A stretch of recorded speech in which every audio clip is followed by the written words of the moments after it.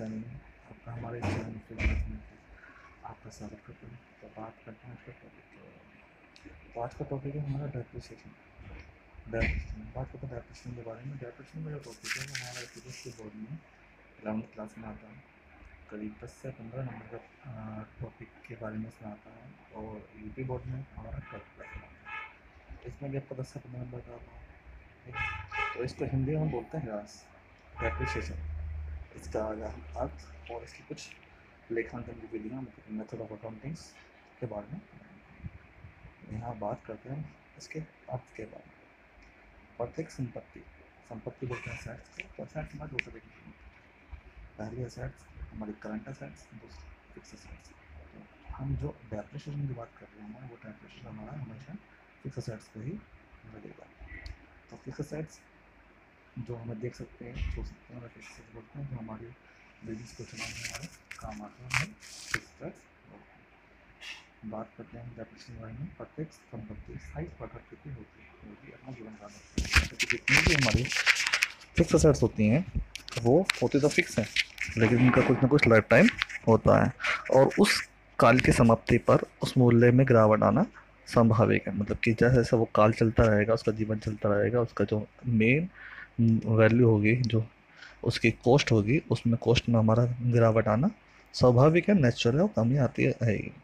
और यही कमी किस कारण आती है? व्यापार में किसी स्थायी संपत्ति में निरंतर प्रयोग होने से समय बीतने के साथ दुर्घटना, रिक्तता, अप्रचलन, मूल्य परिवर्तन, अन्य कारणों से उसके गुण, परिमाण, उपयोग, मूल्य, कार्य क्षमता, शक्ति करने में कमी होती जाती है। मतलब क्या हुआ कि संपत्ति के निरंतर प्रयोग करने से, जब हम संपत्ति को लगातार प्रयोग करेंगे, टाइम बीतेगा उसका, या कोई एक्सीडेंट हो गया, बाढ़ आ गई, कुछ भी एक्सीडेंट हो गया। एक्सीडेंट का मतलब ये नहीं है कि रोड एक्सीडेंट ही होता है। एक्सीडेंट का मतलब ये होता है कि दुर्घटना हो गई हमारी संपत्ति के साथ, वहाँ पर कुछ ब्लास्ट हो गया, मशीन है, फैक्ट्री है, फैक्ट्री में मशीन होती है, या हमारे फर्नीचर है, कुछ भी परेशानी हो गई, रिक्तता हो गई, खाली हो गया हमारा सामान। आप पर्चनल मतलब कि वो फैशन से आउट हो गया, आउट ऑफ फैशन हो गया, ठीक है। तो उसके मूल्य में चेंजेस हो गए, तो इन सभी से वो उसके गुण में चेंजेस होते हैं, गुण में कमी आती है।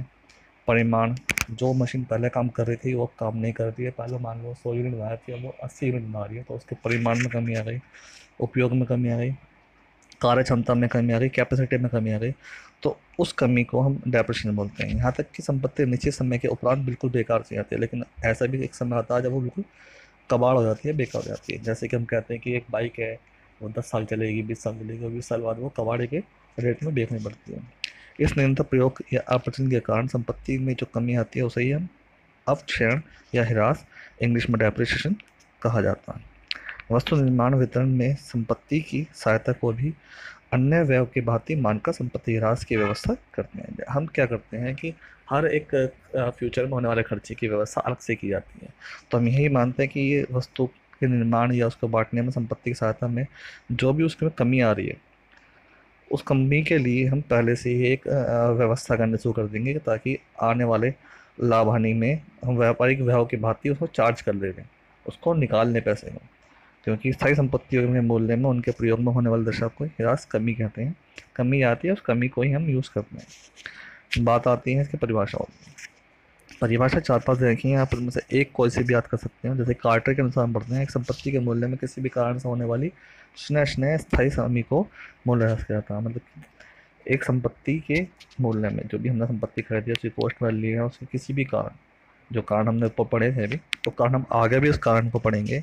क्षय बोलते हैं आराम आराम से या लगातार, आराम से लगातार जो स्थायी कमी आती है सब मूल्यह्रास बोलते हैं। यहाँ पे जो बात आती है, हमारा इसका मीनिंग, वो परिभाषाएं खत्म हो जाती हैं। इसकी एक सारी परिभाषाओं को मिलाकर एक उपयुक्त परिभाषा दे रखी है, ठीक है। इसको आप पढ़ सकते हैं। अब बात करते हैं इसके लक्षण की। लक्षण क्या क्या होते हैं?